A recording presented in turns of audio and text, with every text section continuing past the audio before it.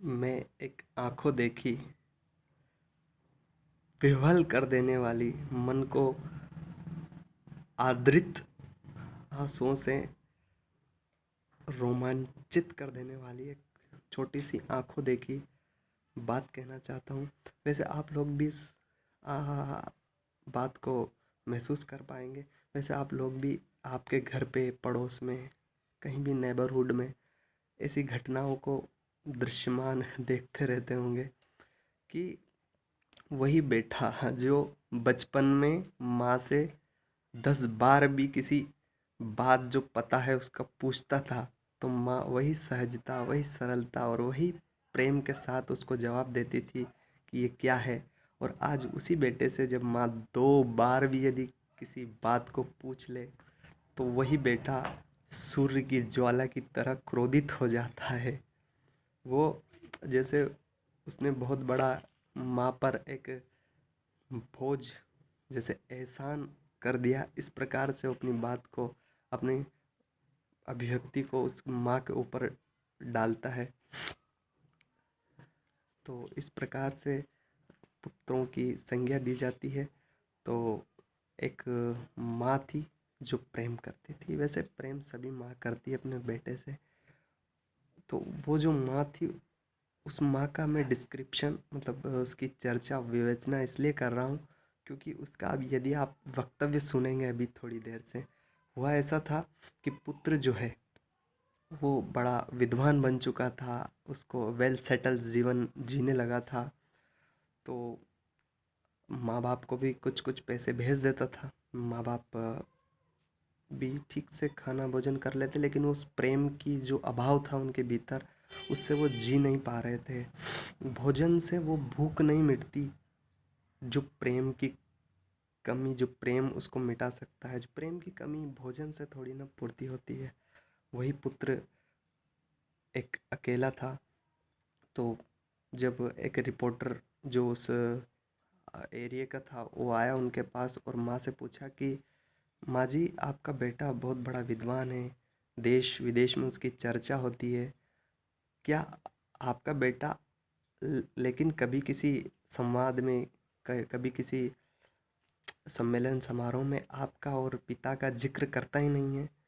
क्या पुत्र जो है वो आपसे जुदा हो चुका है, यानी कि आपसे कभी बात नहीं करता है, घर पे नहीं आता है, ऐसा कुछ है? या फिर आपका वास्तव में वो पुत्र है या नहीं है, उसके अंदर जो कुपुत्रता है?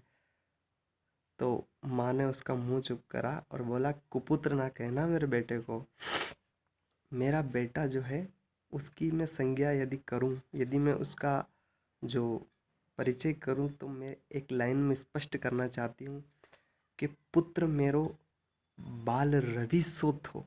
पुत्र मेरो बाल रवि सो थो, ज्वाला सूर्य सी धधकती है बोधित बाल पुत्र में।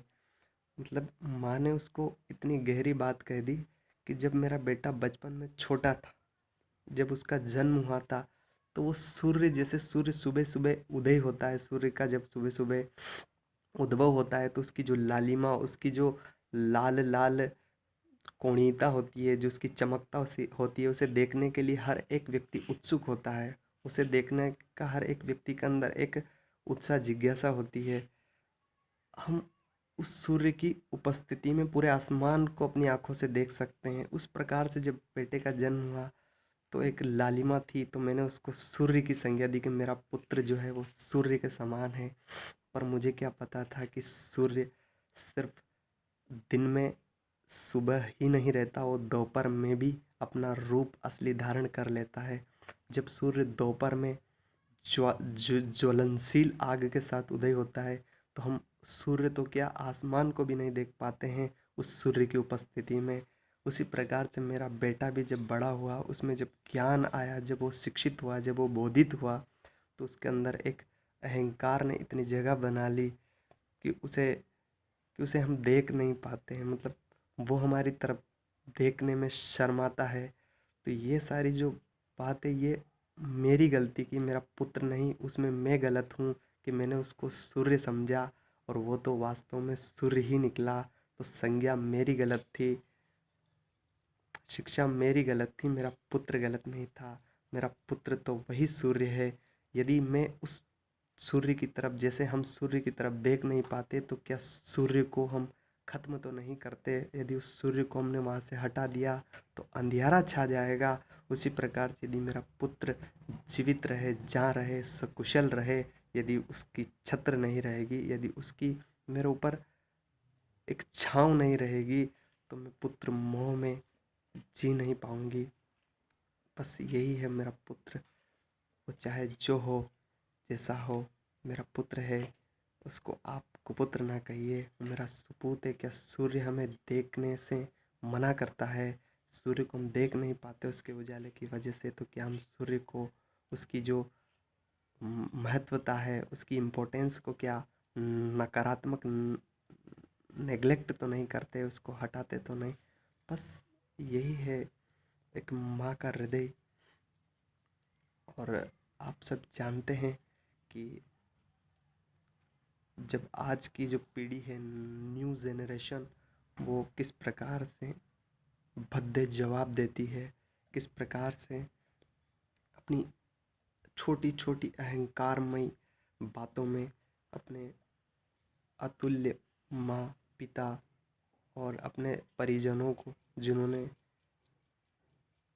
उसको एक सहजता का जीवन दिया, एक कोमलता, एक मशहूरता का जीवन जिया, उस तस्लीम तस्लीम में उन्होंने उसको पाला। तो बस आप भी अपनी सहजता को बढ़ाइए, क्योंकि जो भोलापन है, वैसे जितना व्यक्ति ज्ञानी हो जाता है, बुद्धिमान हो जाता है सही अर्थों में, उतना ही भोला होता जाता है। उसके अंदर एक सहजता, एक सरलता जगह बना लेती है। बस यही सरलता रखिए, क्योंकि बुद्धिमत्ता और ज़्यादा एडवांस माइंड व्यक्ति को या तो जुदा कर देता है लोगों से, या फिर उसके अंदर उस अहम प्रवृत्ति, जो उसके अंदर अहम वृत्ति होती है, टेंडेंसी ऑफ ईगो टेंडेंसी, वो बढ़ जाती है। तो एक दिन वो जीता है, जीवित जरूर रहता है, बट वो स्वयं को एक तन्हापन महसूस उसी वजह से करता है, हजारों लोगों की भीड़ में भी। बस उस तन्हापन का कारण उसकी ज़्यादा बुद्धिमत्ता है। यदि व्यक्ति सहज रहेगा, सरल रहेगा, तो उसके लिए सभी एक जैसे दिखेंगे ना।